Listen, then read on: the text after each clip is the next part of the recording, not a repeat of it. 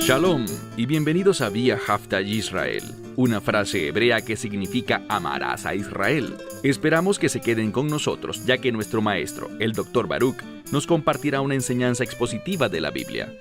El Dr. Baruch es profesor titular del Instituto Zera Abraham, con sede en Israel. Aunque todos los cursos en el instituto se imparten en hebreo, el Dr. Baruch se complace en compartir esta enseñanza en inglés con doblaje al español. Para más información, visítenos en amarasaisrael.org o descargue nuestra aplicación móvil Mi Estudio Bíblico.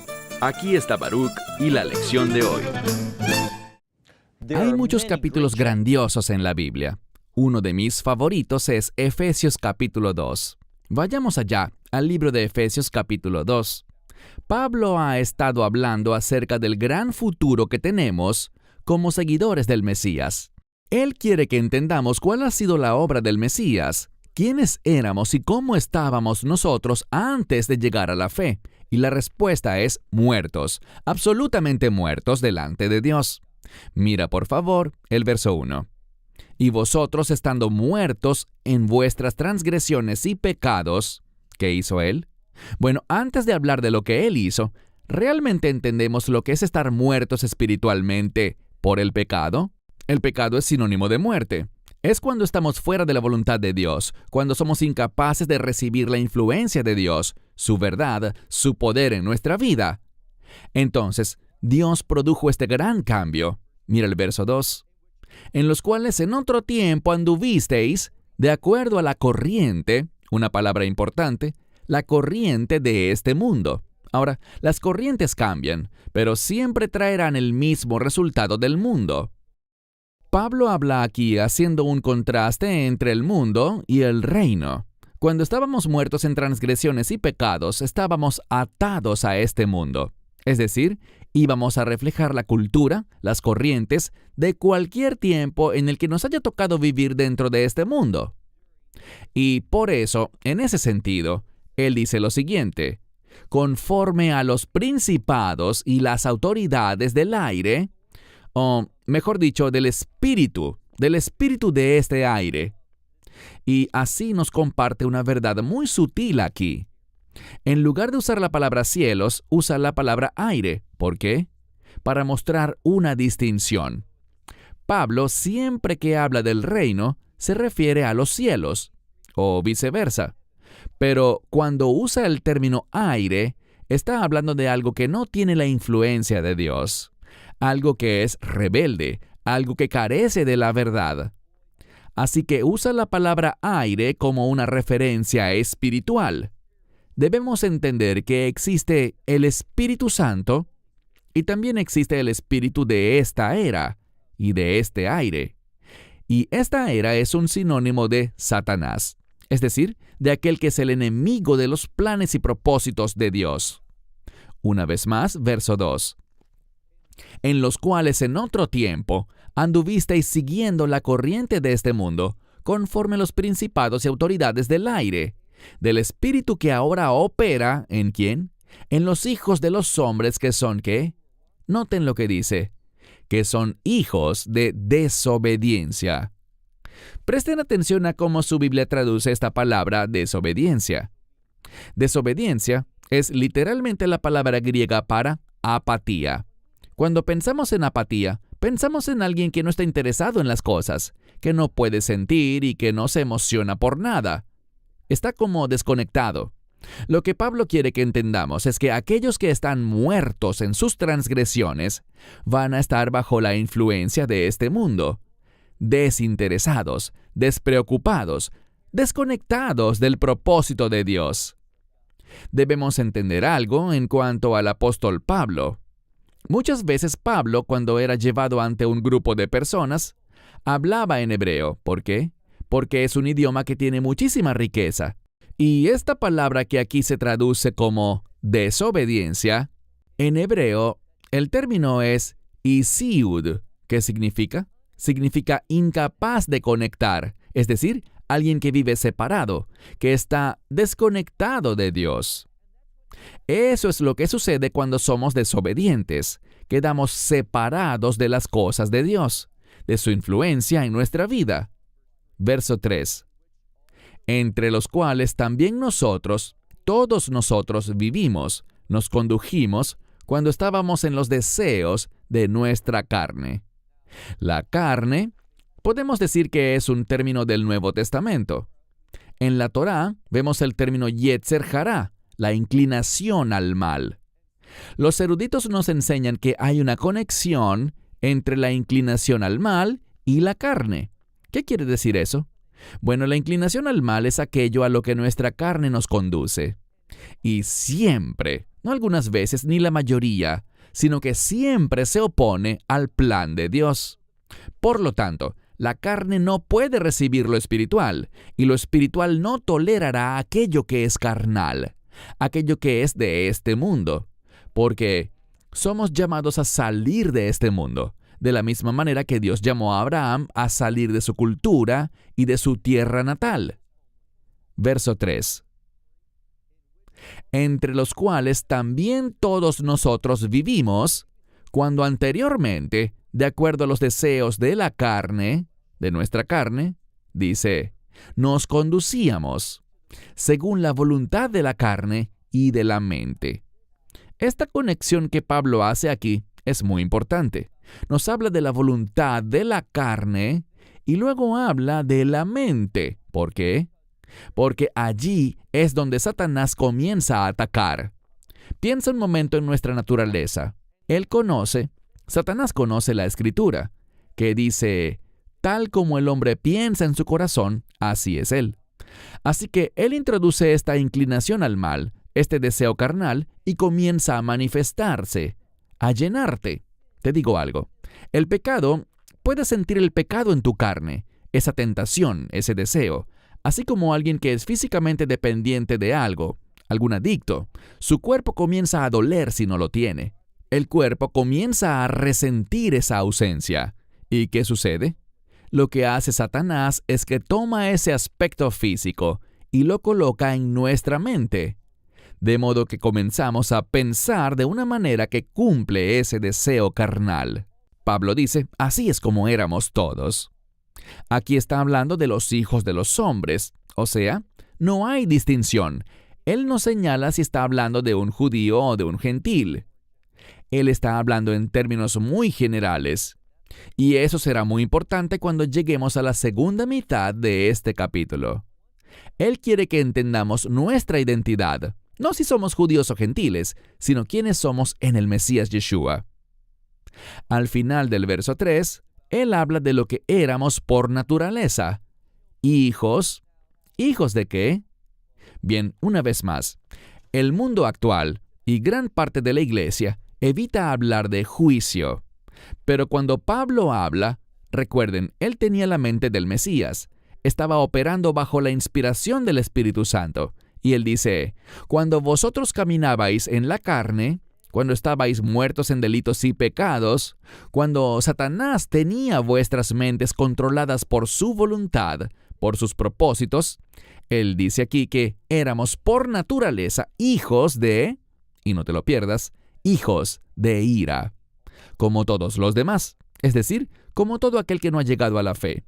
Pero noten esta palabra aquí, pero, es la palabra griega dei, una palabra que nos habla de un contraste, de algo diferente, algo nuevo que está sucediendo y de eso es de lo que él va a hablar.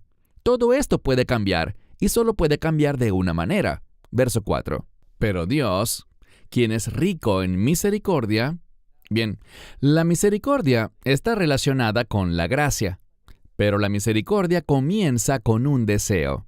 La misericordia es lo que abre el camino de nuestra alma para la gracia de Dios. Y tenemos que determinar dentro de nosotros mismos, ahora mismo, estoy en necesidad. Yo necesito la misericordia de Dios. No la merezco, no puedo exigirla, pero sí puedo suplicarle, basándome en el hecho de que Él es, como dice la Escritura, Él es rico en misericordia. Y noten el resultado. ¿De dónde proviene esa misericordia?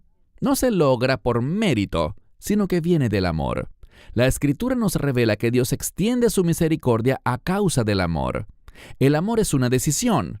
Entonces Dios decide ser misericordioso. Es producto de su carácter. Él es abundante en amor, con el cual nos amó. ¿Y cuál fue el resultado de ese amor? Bueno, mira el verso 5. Estando muertos en vuestras transgresiones, en sus pecados, dice, nos ha dado vida. Y lo importante aquí es que todo esto se produce ¿cómo? Él vuelve a mencionar esta frase conocida. Él nos ha dado vida ¿cómo? Por el Mesías. Lo importante es que notemos lo siguiente. Nosotros que estábamos muertos, solo hay un propósito, solo hay una motivación por la cual Dios le daría vida a alguien, para que fuese llevado al Mesías y se sometiera a Él. ¿Quién es el Mesías? Bueno, lo comentamos en el capítulo anterior. Él es la cabeza de todas las cosas. Él es la fuente de vida. Él es el Salvador, el Redentor, el gran yo soy.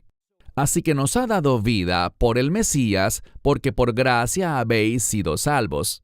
Presten atención a este término, habéis sido salvos. Una sola palabra en griego que tenemos que traducir con 3 en español. Habéis sido salvos. El punto que quiero resaltar es que esto está en modo pasivo perfecto.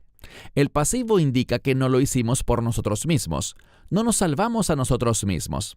Somos totalmente incapaces de cambiar nuestra condición espiritual. Así que Dios nos salvó. Él actuó. Pero hay algo importante. Esto está en el tiempo perfecto griego. ¿Por qué eso es importante?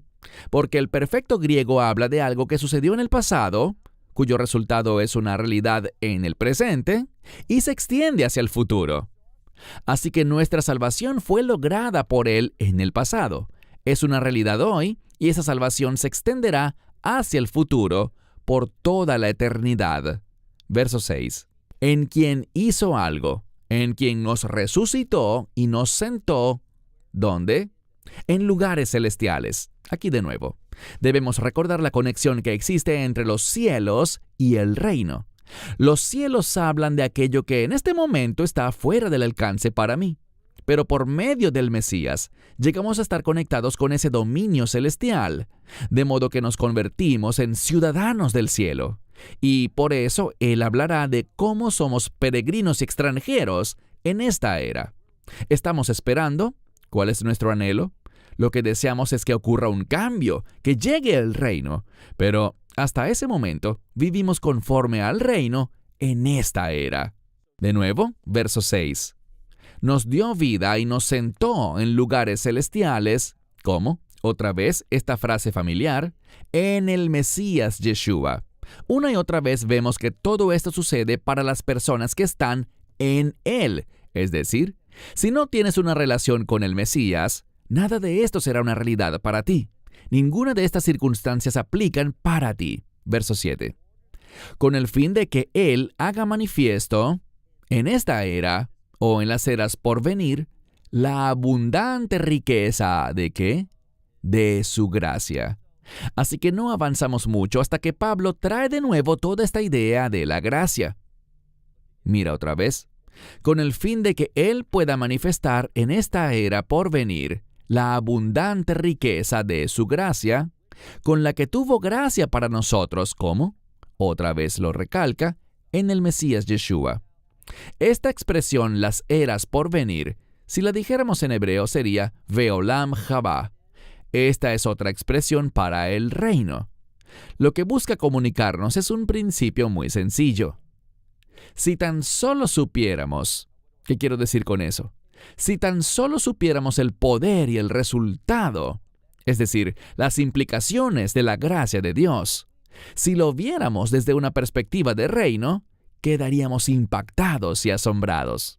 Nuestro llamado hoy en día, nuestro desafío y uno de los propósitos por los cuales el Espíritu Santo está en nuestra vida, habitando en nosotros, es que podamos demostrarlo a este mundo.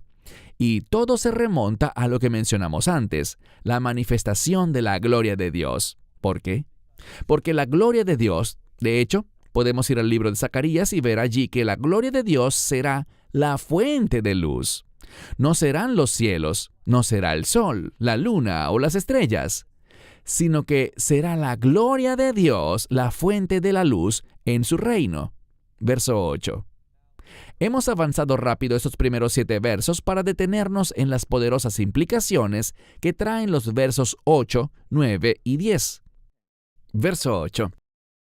Porque por gracia vosotros habéis sido salvos. De nuevo, el tiempo pasivo perfecto. Si te lo perdiste antes, aquí lo repite. Porque por gracia vosotros habéis sido salvos por medio de la fe. ¿Qué es la fe? Creer. Quiero dejar algo muy claro. Dios nos da la capacidad de creer. Pero hay algo muy importante. No se trata de algo que no podamos rechazar. Es algo a lo que Dios nos llama, pero que en última instancia tenemos la capacidad de aceptarlo o rechazarlo, pues fuimos creados con libre albedrío. Para el que rechaza la gracia, las implicaciones son muy serias. Por ejemplo, en el huerto. Si regresas al jardín y dices que Adán y Eva no tenían la capacidad de elegir correctamente, o sea, que tenían que pecar, que ese era el plan de Dios, eso es mentira. Dios nunca quiere el pecado. ¿Puede Dios usar el pecado? Él puede usar lo que quiera. Él es soberano. Pero Él no es el autor del pecado. El plan de Dios no necesita el pecado. Él sabía que Adán y Eva pecarían, pero eso no era parte de su plan. Eso fue algo malo y lo malo es contrario a su voluntad, pero eso no derrotó el propósito por el cual creó al hombre. Vemos una vez más aquí, verso 8, porque por gracia habéis sido salvos, dice por medio de la fe. Y esto no de vosotros, ¿de quiénes entonces? Pues es un regalo de Dios. ¿De qué está hablando? Está hablando de la gracia, hablando de esta salvación. No es algo de nosotros, no podemos lograrla, ni merecerla, ni ganarla. Es resultado de la gracia de Dios. Ahora, aquí de nuevo. Siempre me gusta advertir que en este pasaje, al menos en el verso 8, estamos hablando de la gracia que salva. Pero no quiero que olvidemos que ese no es el único propósito de la gracia. La gracia tiene múltiples propósitos. ¿Qué quiero decir con eso? Bueno, la gracia también nos enseña, como dice la Escritura en Tito, a renunciar a la impiedad, es decir, a vivir sobria y rectamente en este siglo. Así que la gracia tiene 2 propósitos. Uno es un propósito eterno, que se refiere a la salvación, y la gracia también tiene un propósito presente, que se refiere a la rectitud, a la justificación. Se refiere a un cambio, una transformación que ocurre en quienes reciben la gracia y que es apropiada y poderosa para este siglo, produciendo un cambio. Verso 8. Verso 8, y esto no de vosotros, pues es don de Dios. Verso 9. No es por obras, pero eso no significa que no tenga relación con las obras.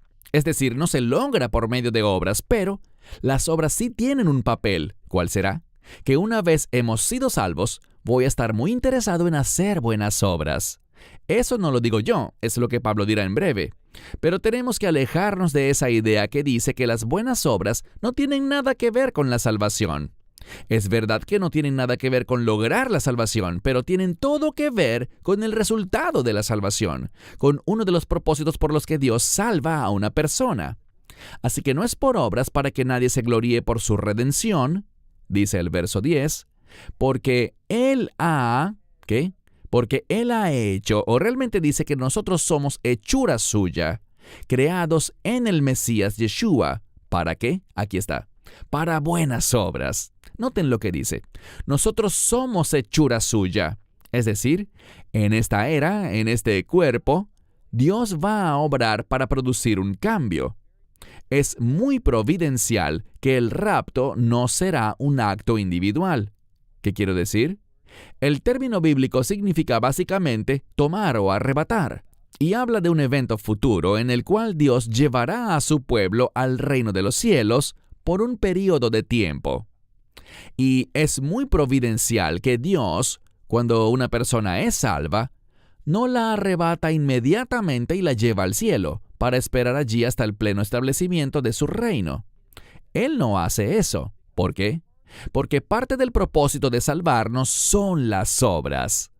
No somos salvos por las obras, pero ¿qué dice aquí? No te lo pierdas, porque nosotros somos hechura suya, creados en el Mesías. Aquí de nuevo, todo depende de estar en el Mesías. creados en el Mesías para buenas obras, las cuales fueron preparadas de antemano por Dios, ¿con el fin de qué? Con el fin de que vivamos en ellas. Literalmente es la palabra caminar. ¿Por qué eso es importante? Porque hemos hablado reiteradamente de que en la mentalidad judía, caminar es un sinónimo de tu estilo de vida. Eso se remonta al libro de Génesis, donde se nos habla de Hanoch o Enoch, según como pronuncie su nombre. En hebreo es Hanoch. La Biblia dice que Enoch caminó con Dios. ¿Y qué hizo Dios? Lo tomó. Es decir, Enoch reflejaba el carácter de Dios, y por eso Dios lo tomó. Eso es una expresión de comunión e intimidad con Dios. Pasemos al verso 11. Dice aquí: por tanto, acordaos de que en otro tiempo vosotros... ¿Con quién habla Pablo aquí? Con los gentiles. En el verso 11 vemos una transición muy importante que será clave para entender la segunda mitad de este capítulo. Hasta ahora, Pablo ha hablado de la salvación, de la obra del Espíritu Santo, de los propósitos de Dios, de los planes para su congregación de redimidos, en diversos aspectos, principalmente como un solo cuerpo. Pero ahora va a hablar de un aspecto muy importante del plan de Dios. Y una de las palabras que va a aparecer es la palabra Israel. Noten, nunca encontrarán en el Nuevo Pacto, ni en el Antiguo Pacto tampoco, el término Palestina.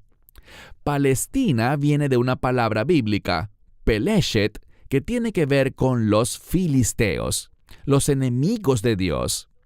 Y pienso que es muy significativo que ese término, del cual deriva Palestina, esté enraizado en filisteos, quienes eran los enemigos de David, y hoy en día aquellos que quieren un estado palestino son enemigos del hijo de David, del Mesías Yeshua. ¿Por qué? Porque eso no está de acuerdo con la verdad profética.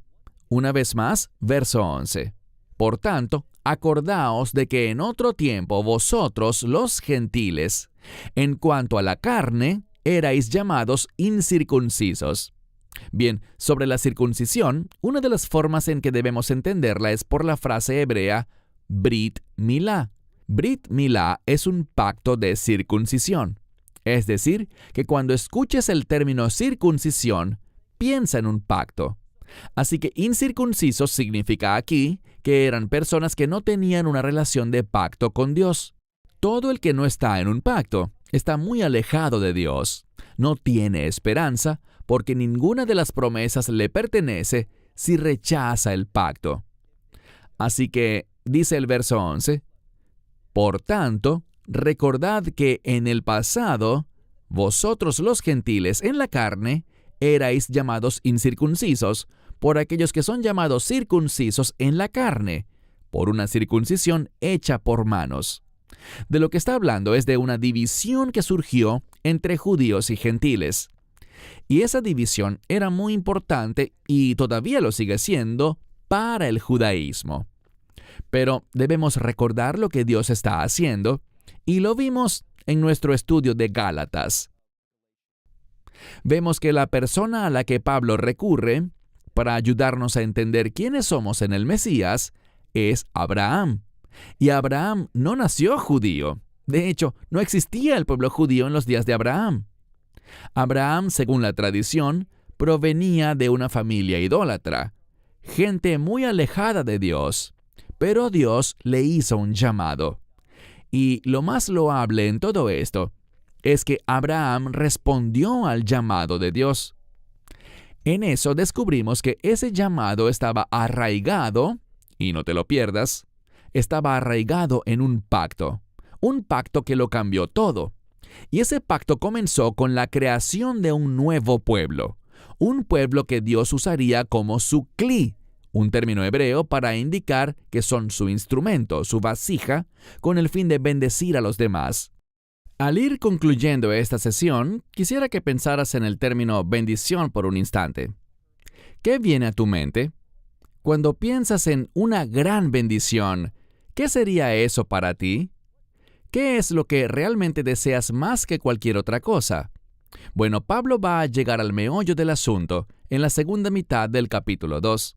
Pero él escribe aquí que hay dos grupos de personas, los circuncisos y los incircuncisos. Y los circuncisos eran únicos, no por el aspecto físico, sino que su singularidad radica en que tenían una relación de pacto. Y ese pacto venía con un llamado. ¿Cuál llamado? Bueno, uno que puede verse en el acto físico de la circuncisión. Ese acto físico de la circuncisión se relaciona con la muerte de la carne. Se supone que ellos no caminarían en la carne, es decir, no debían vivir en pecado. No debían estar muertos espiritualmente, sino vivos conforme a las verdades de Dios. Verdades que nos hicieran ser visiblemente diferentes, que sus vidas fueran radicalmente transformadas. Así que dice que habrá dos grupos. ¿Y qué está haciendo Dios? Bueno, Dios está en el negocio de convertir a dos en uno. ¿Por qué enfatizo el uno? Porque el uno es sinónimo, ese número, es sinónimo de Dios. La Escritura dice, oye Israel, el Señor tu Dios, el Señor es uno. Y esta palabra ejad no es un uno absoluto, sino es un uno compuesto. Se usa cuando hablamos de dos o más que se unen, formando una unidad sólida. Eso es lo que Dios hará en su obra de redención, y es lo que Pablo comparte con esta generación en Éfeso, para que sepan quiénes son ellos en el Mesías y cuál es esa gran bendición que Él quiere dar a su pueblo. Entonces, Pablo dice, y recuerden, Él está llamando a los gentiles a recordar que vosotros en la carne erais diferentes a la casa de Israel y estabais separados de Dios. Pero todo esto llegó a un abrupto final cuando la gracia apareció a los gentiles. Esta fue la razón por la que Pablo dejó su sociedad, dejó a su pueblo, para cumplir un llamado único en su vida. Pablo, en mi opinión, más que cualquier otro judío en los últimos 2000 años, fue el ejemplo viviente de lo que significa ser un hijo de Abraham, es decir, pertenecer a la comunidad de Israel. Bueno, se terminó el tiempo. La próxima semana veremos al concluir el capítulo 2, el entendimiento de Pablo sobre Israel, la implicación de ese término y cómo tú puedes participar también en la bendición de Israel. Esperamos que te hayas edificado con el mensaje de hoy y lo compartas con otros. Te invitamos a seguir nuestros estudios cada semana por este canal y por el portal de YouTube de Amarás a Israel. También puedes descargar nuestra aplicación móvil gratuita, Mi Estudio Bíblico. Finalmente, para obtener más información sobre nosotros, visita nuestra web amarasaisrael.org, donde encontrarás otras conferencias de Baruch en audio, video y texto. Hasta el próximo programa. Que el Señor te bendiga en Yeshua HaMashiach, Jesús el Mesías, mientras caminas con Él.